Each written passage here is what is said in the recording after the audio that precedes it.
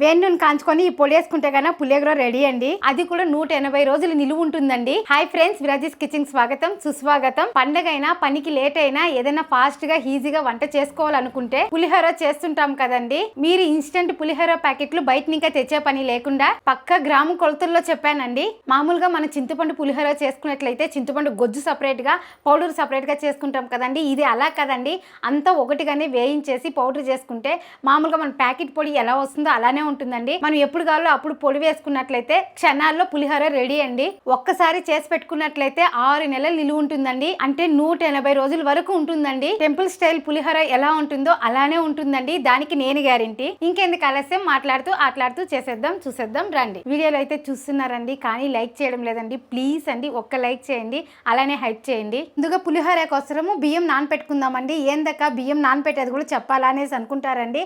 కాకపోతే మనకు మెయిన్ పులిహోరకు వచ్చి అన్నం అనేది పలపలాని ఉండాలండి. అప్పుడే పులిహోర కూడా బాగుంటుంది. అన్నం చూడడానికి మెత్తగా ఉండాలి, తినేటప్పుడు ఎక్కడ గొంతు పట్టకూడదండి. అట్లుంటేనే పులిహోర అనేది బాగుంటుంది. దానికి కూడా ఎట్లా నానపెట్టాలి, ఎంతసేపు నానపెట్టాలి, దానికి నీళ్ళు ఎట్లా వేయాలి అనేది అంతా చూపిస్తానండి. మీరు ఎక్కడ స్కిప్ చేయకుండా చూడండి. ఈ వీడియో ఫుల్ చూసినారంటే కొన్ని టిప్స్ కూడా చెప్పానండి. అవన్నీ పాటించినట్లయితే టేస్టీ పులిహోర మన ఇంట్లోనే ఉంటుందండి. ఇక్కడ నేను ఈ గ్లాసు 2 గ్లాసులు బియ్యం వేస్తున్నానండి. మీరు గ్లాస్ అయినా తీసుకోండి, కప్ అయినా తీసుకోండి, సేమ్ మెజర్మెంట్ అండి. 1 2 ఇక్కడ వచ్చి నేను సోనా మసూరా బియ్యం తీసుకున్నానండి. మీరు రైస్ వండుకునే బియ్యం ఏదైనా తీసుకోండి, సరిపోతుంది. ఈ బియ్యంని 3 సార్లు వాష్ చేసి నీళ్ళు పోద్దాం. మామూలుగా మనం రైస్ పెట్టేట్లుంటే ఏ గ్లాస్ అయితే మెజర్మెంట్ తీసుకుంటామో ఆ గ్లాసులో 4 గ్లాసులు నీళ్ళు పెడతామండి. కాకపోతే ఈరోజు మనం కాల భాగం నీళ్ళు తగ్గిస్తున్నాము. 3/4 గ్లాస్ వేస్తున్నామండి నీళ్ళు. అప్పుడు మనకు అన్నం అనేది బాగా పలపలాని అవుతుంది. అలాగే మన గొంతు ఎక్కడ పట్టదండి, అన్నం అనేది బాగా ఉడుకుతుంది. అదే మీరు 3.5 గ్లాస్ పెట్టినట్లయితే కొంచెం అన్నం పలపలాని లేకుండా మేకులుగా ఉంటుందండి. చూడ్డానికేమో పలపలాని ఉంటుంది, తిన్నప్పుడు గొంతు పట్టేస్తుందండి. ఇప్పుడు నేను చెప్పినట్లు చేసినట్లయితే మన ఇంట్లో పెద్దవాళ్ళు తిన్నాను, ఎక్కడ గొంతు పట్టదండి. కాబట్టి ఈ మెజర్మెంట్ చెప్తున్నాను, మీరు ఇలానే ఫాలో చేయండి. లేదక్క మాకు ఇంకా మెత్తగా ఉండాలి, పలపలాని ఉండాలంటే 4 గ్లాసులు నీళ్ళు పెట్టుకోండి. కాకపోతే అన్నం అనేది బాగా చల్లారి పెట్టినట్లయితే అన్నం అనేది పలపలాని వస్తుందండి. ఇలా చేసినట్లయితే అన్నం పలపలాని వస్తుంది, పులిహోర కూడా టేస్ట్ బాగుంటుంది. ఈ బియ్యంలోకి వచ్చి ఇంకా 2 ఐటములు వేస్తున్నానండి. అది కూడా ఏమనేది చూపిస్తాను. 1 చెప్పడం మర్చిపోయానండి, మీరు బియ్యం కడిగి వంచేటప్పుడు కూడా కుక్కర్లో ఎక్కడ నీళ్ళు లేకుండా చూసుకోండి. నీళ్ళు ఉన్నట్లయితే అది కూడా మెజర్మెంట్ లెక్క అవుతుంది. 2 3 చూడండి, 1/4 గ్లాస్ తీసుకున్నాను. ఇందులో కొద్దిగా సాల్టు, అలాగే 1 స్పూను ఆయిల్. ఈ ఆయిల్ వేసేదాని వల్ల అన్నం అనేది చాలా ఉదురుగా వస్తుందండి. కాబట్టి ఆయిల్ వేస్తున్నాను. మీరు కూడా ఆయిల్ వేసుకోండి. పులిహోర పెట్టేటప్పుడు అన్నం అనేది పలపలాని వస్తుంది. బియ్యం పెడితేనే స్టవ్ ఆన్ చేయకూడదండి. అరగంట బియ్యం నానపెట్టుకున్నట్లయితే అన్నం అనేది మెత్తగా పలపలాని ఉంటుందండి. కాబట్టి ఇక్కడ నేను అరగంట నానపెడుతున్నానండి. అరగంట అయిందండి బియ్యం నానపెట్టి. ఇప్పుడు స్టవ్ ఆన్ చేసుకొని అన్నం పెట్టుకుందాం. ఇది కూడా నేను ఇక్కడ 2 విజిల్ పెడుతున్నానండి. 2 విజిల్ పెడితే సరిపోతుంది. 6 నెలలు నిలువ ఉండే పులిహోర పొడికి కావాల్సిన పదార్థాలు చూద్దాం రండి. అలాగే గ్రాముల లెక్కలో చెప్తున్నానండి. ఇక్కడ నేను మీరు ఇదే గ్రాముల లెక్కలో చేసుకున్నట్లయితే 6 నెలలు పులిహోర ఇంట్లోనే ఉంటుందండి. అన్నం చేసుకున్నారా, పౌడర్ వేసి కలిపేసారా, అయిపోయిందండి. ఇక్కడ 50 గ్రాములు కాశ్మీర్ మిరపకాయలు. మీరు ఇదే కొలతల్లో తీసుకోండి, కరెక్ట్గా వస్తుంది. 50 గ్రాములు కాశ్మీర్ మిరపకాయలు తీసుకున్నామండి. 2 గుంటూరు మిరపకాయలు వేస్తున్నానండి. ఇవి 2 ఎందుకంటే కొంచెం కారం ఇచ్చేకండి. అంటే 52 గ్రాములు వేసానండి. చిన్న మీడియం స్పూన్ అంటే మనం రైస్ తింటాం కదా, ఆ స్పూన్ తీసుకున్నాను. ఈ స్పూన్తో 1 స్పూన్ మెంతులు, అలాగే 1 స్పూన్ మిరియాలు, 1 స్పూన్ ఆవాలు. ఈ 3 ఒకేసారి వేయించుకుంటామండి, కాబట్టి ఒకే దాంతో వేసాను. అలాగే నల్ల నూగులు అండి. ఈ నల్ల నూగులు వేసుకునే దాని వల్ల చాలా బాగుంటుంది. 20 గ్రాములు వేసుకుంటే సరిపోతుందండి. నేను చెప్తున్న మెజర్మెంట్కి 20 గ్రాములు నల్ల నువ్వులు, 70 గ్రాములు ధనియాలు,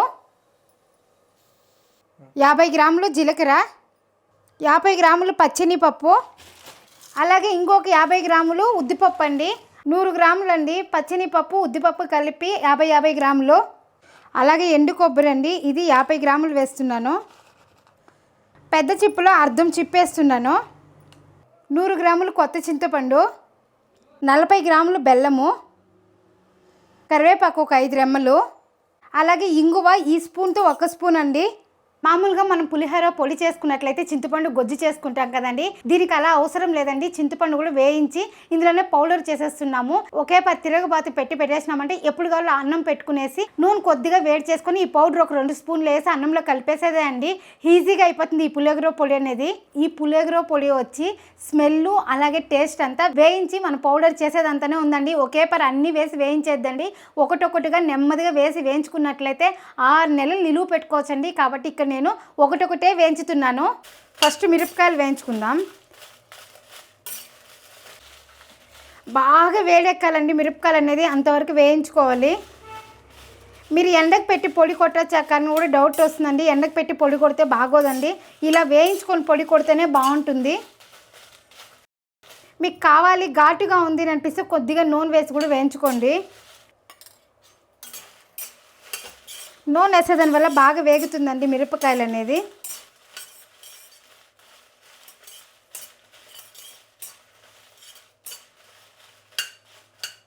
మనం పులిహోర పొడి కానీ సాంబార్ పొడి కానీ చేసేటప్పుడు బాగా కలుపుతూ వేయించుకోవాలండి, అప్పుడే బాగా వేగుతుంది. చూడండి మిరపకాయ అనేది బాగా వేగింది. ఇప్పుడు తీసేస్తున్నాను.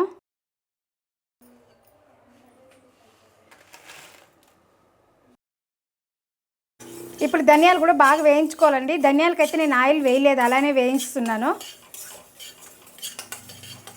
ధనియాలు కూడా అంతే అండి, వేగేటప్పుడు మనకు స్మెల్ అనేది బాగా వస్తుంది, చూసుకొని స్టవ్ ఆఫ్ చేసుకోవాలి. బాగా వేడెక్కాలండి ధనియాలు కూడా బాగా వేగిందండి, తీసేద్దాం.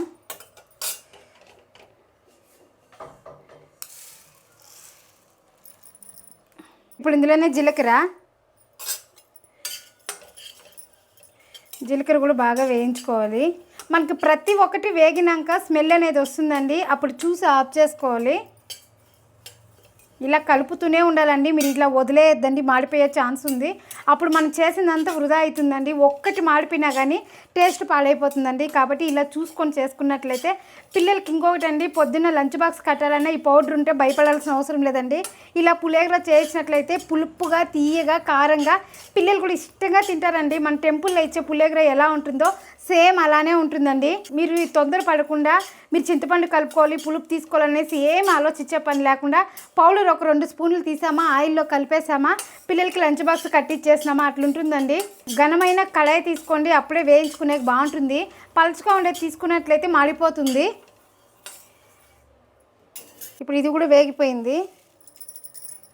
మెంతులు, మిరియాలు, ఆవాలు వీటిని కూడా వేయించుకునేద్దాం.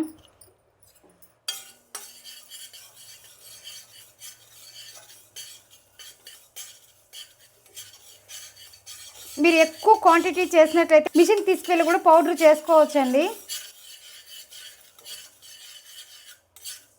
ఆవాలు కూడా సౌండ్ వస్తుందండి, చిట్లే సౌండ్ చూసారా, ఇలా వేగాలి. అలాగే మెంతులు కూడా కొంచెం కలర్ తిరుగుతుంది.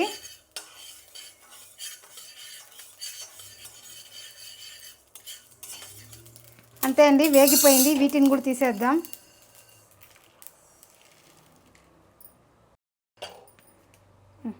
ఇప్పుడు ఉద్దిపప్పు, పచ్చినిపప్పు కూడా వేయించుకుందాం. వీటికి నూనె లేకుండా డ్రై రోస్ట్ వేయించుకోవాలి.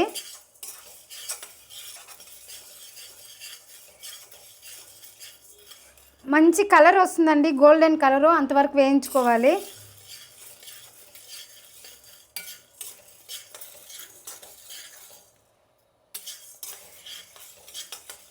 చూడండి పచ్చినిపప్పు ఇలా మంచి రంగు రావాలి, ఉద్దిపప్పు పచ్చినిపప్పు, అప్పుడే మనకు బాగుంటుంది. ఇప్పుడు తీసేస్తున్నాను.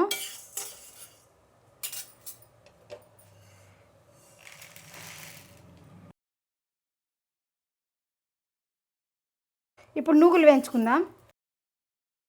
నూగులు కూడా బాగా చిట్లుతుందండి.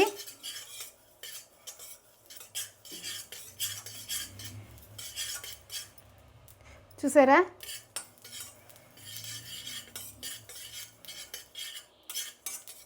ఫాస్ట్గా వేగిపోతుంది. అంతే అండి, నూగులు కూడా వేగిపోయింది, తీసేద్దాం. ఇప్పుడు ఎండు కొబ్బరి కూడా వేయించుకుందాం.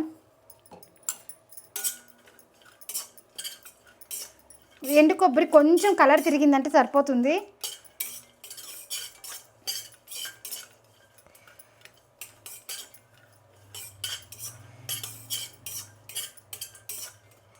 ఈ మాత్రం కలర్ వస్తే సరిపోతుందండి. ఇప్పుడు కొబ్బరి కూడా తీసేద్దాం.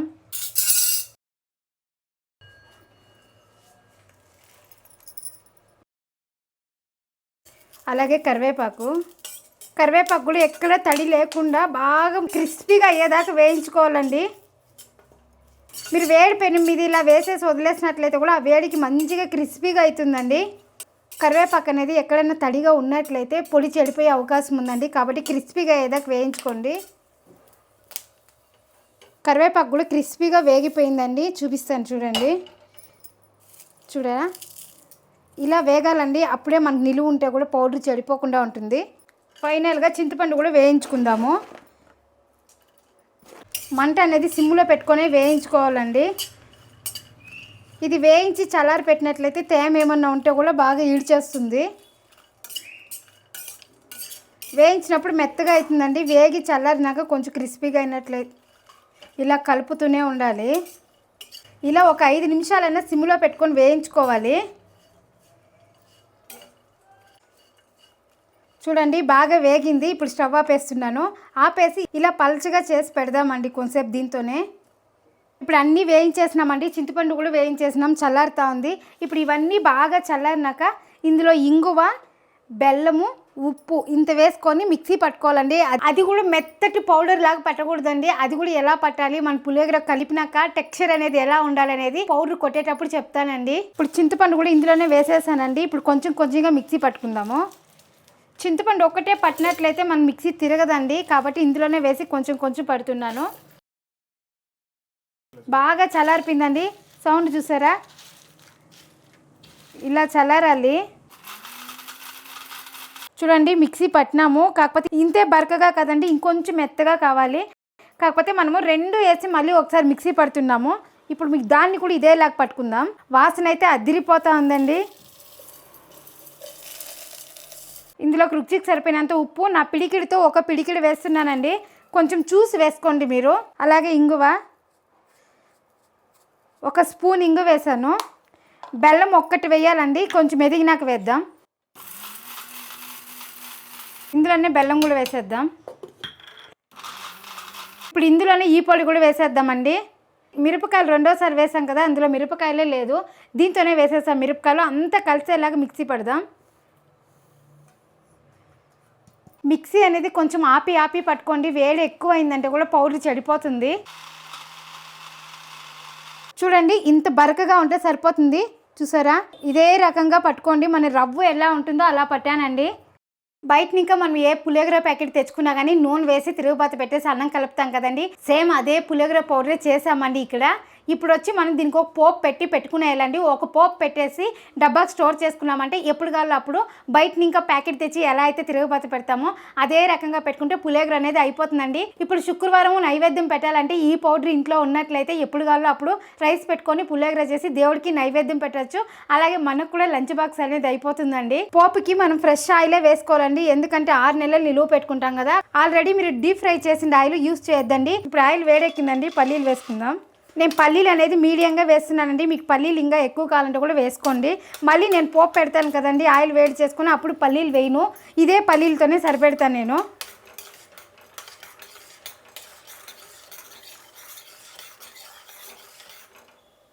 పల్లీలు అనేది మంచిగా వేగాలండి. మనము ఎప్పుడు పప్పు పెట్టుకున్నా కానీ పల్లీలు అనేది క్రిస్పీగానే ఉంటుంది. కాబట్టి బాగా వేగాలి. అలాగే పచ్చిగా పెట్టినట్లయితే పౌడర్ కూడా చెడిపోతుందండి. కాబట్టి పల్లీలు వేయించేదంతా కూడా మనం చూసి వేయించుకోవాలి. పల్లీలు కొద్దిగా వేగిన తర్వాత పచ్చినిపప్పు వేసుకుంటున్నాను. ఇప్పుడు 2 వేయించుకుందాం. కావాలంటే మీరు ఇందులో జీడిపప్పు కానీ వేసుకోవచ్చు. కరివేపాకు అయితే ఇక్కడ వేయలేదండి, మళ్ళీ పోపు పెడతాం కదా అప్పుడు వేసుకుంటున్నాను నేను.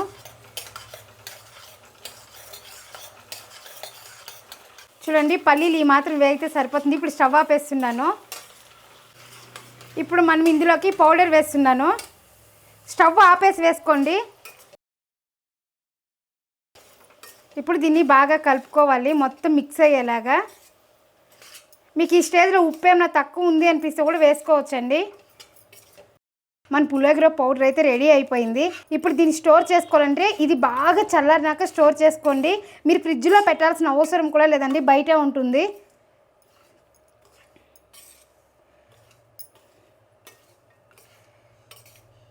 కాకపోతే దీన్ని బాగా మిక్స్ చేసుకోవాలి. ఆయిల్ పోపు పెట్టినాం కదా, పల్లీలు అంతా కలిసేలాగా మిక్స్ చేసుకున్నట్లయితే పల్లీలు కూడా ఎక్కడ మెత్తబడవండి, ఇలానే క్రిస్పీగానే ఉంటుంది.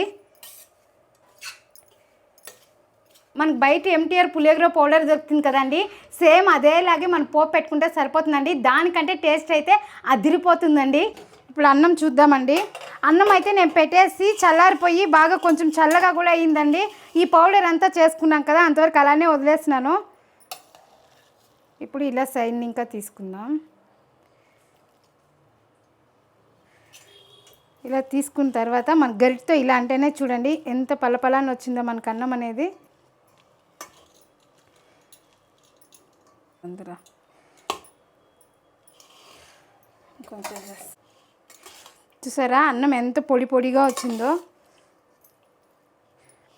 ఇలా గట్టితోనే మీరు ఇలా చేసుకున్నట్లయితే మన పోపు పెడితేనే అన్నం కలుపుకునే ఈజీగా ఉంటుంది.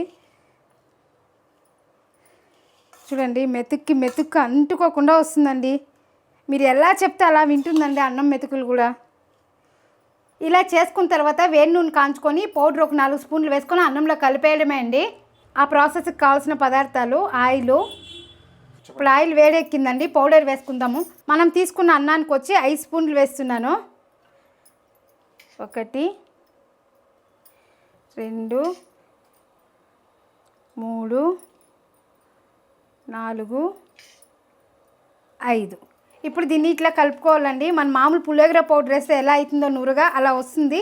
ఇలా కలుపుకున్న తర్వాత అన్నం లేసి డైరెక్ట్గా కలిపేయడమే. మనం ఆల్రెడీ పల్లీలు కూడా వేసాం కదా, వేయలేదండి. ఇప్పుడు మీకు కావాలంటే ఈ స్టేజ్లో పల్లీలు వేసుకోవచ్చు, జీడిపప్పు కూడా వేసుకోవచ్చండి. అంతే అండి, మన గొజ్జు అనేది రెడీ అయిపోయింది. ఇప్పుడు అన్నంలో కలిపేద్దాం. ఎక్కువగా మీరు ఉడుకు చేయాల్సిన అవసరం కూడా లేదండి. నూనె వేడెక్కి ఇదంతా కలిపినారంటే సరిపోతుంది. ఇప్పుడు దీన్ని కలుపుకుందాం.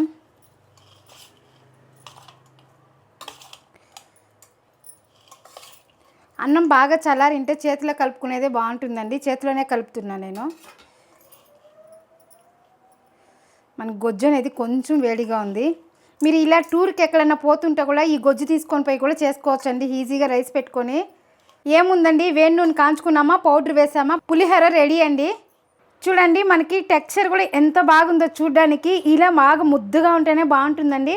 అలాగే టేస్ట్ కూడా అదిరిపోతుందండి. మన గుళ్ళో ఇచ్చే ప్రసాదం లెక్కే ఉంది చూసారా ఎంత బాగుందో. పిల్లలు కూడా అండి నిజం చెప్తున్నాను, మీరు బాక్స్కి వేసి పంపించినారంటే ఖాళీ బాక్స్ తీసుకొని వస్తారండి, అంత బాగుంటుందండి. పులుపు, కారం, తీపి ఈ 3 కలిసి టేస్ట్ అయితే అదిరిపోతుందండి. మీరు ఇలానే ట్రై చేయండి. మీకు ఎలా వచ్చిందో పౌడర్ కూడా కామెంట్ చేయండి. నేను 5 స్పూన్లు వేసుకున్నాను కదండి, చాలా లేదండి, మళ్ళీ 1 స్పూన్ వేసాను. మీరు అలానే కూడా పౌడర్ వేసి కూడా మిక్స్ చేసుకోవచ్చు, ఇబ్బంది ఏం లేదు. కాకపోతే మనకి కొద్దిగా ఆయిల్ వేసేదాని వల్ల ఇలా అన్నానికి అనేది బాగా పడుతుంది కాబట్టి కొంచెం ఆయిల్ వేస్తామండి, అంతే అండి. మీరు అటుకులతో కానీ చేసుకోవచ్చండి, బాగుంటుంది. దీనికి కానీ కాంబినేషన్గా పెరుగన్నం మునిందంటే అబ్బా విందు భోజనానికి మించిన రైస్ అండి. చూడండి ఎంత బాగుందో. ఇలా కొంచెం పిల్లలకి ఇచ్చినా కానీ ఇష్టంగా తింటారండి. మన గుడిలో ఇచ్చే ప్రసాదం ఇంత ఇస్తారండి, ఇంకొకసారి తినాలనిపిస్తుంది కదా. అదే మరి ఇంట్లో రావాలంటే ఇదే కొలతల్లో చేసుకోండి. గ్రాముల కొలతల్లో చెప్పాను కదండి, ఇదే కొలతల్లో చేసుకోవాలంటే గుళ్ళో ఇచ్చే ప్రసాదం లాగానే మన ఇంట్లో కూడా కుదురుతుందండి. దానికైతే నేను గ్యారెంటీ ఇస్తాను. ఇలా బాగా చల్లారిన తర్వాత ఇలా గాజు డబ్బా కానీ స్టోర్ చేసుకున్నట్లయితే 6 నెలలు నిలువ ఉంటుందండి. మీరు ఫ్రిడ్జ్లో పెట్టాల్సిన అవసరం కూడా లేదండి, బయటే పెట్టుకోండి, బాగుంటుంది.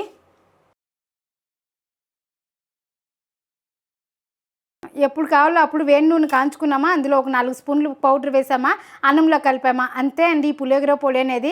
కాకపోతే 6 నెలలకు ఒకసారి ఇలా అన్నీ వేయించి కొట్టుకున్నట్లయితే ఇంట్లోనే పులిహోర పొడి ఉంటుందండి. ఎక్కడైనా మనం బయట వచ్చినా కానీ ఏం వంట చేయాలని అనిపించినప్పుడు రైస్ పెట్టుకున్నా కానీ ఇలా పులిహోర కలుపుకున్నామంటే హ్యాపీగా తినేయచ్చండి ఇంట్లో అందరూ. వేడి నూనె కాంచుకొని ఈ పొడి వేసుకుంటే కానీ పులిహోర రెడీ అండి. ఇప్పుడు టేస్ట్ చూద్దామండి. చూసారా మెతుక్కి అంటుకోకుండా ఎంత బాగా వచ్చిందో రైస్ కూడా. ఇప్పుడు టేస్ట్ చూద్దాము.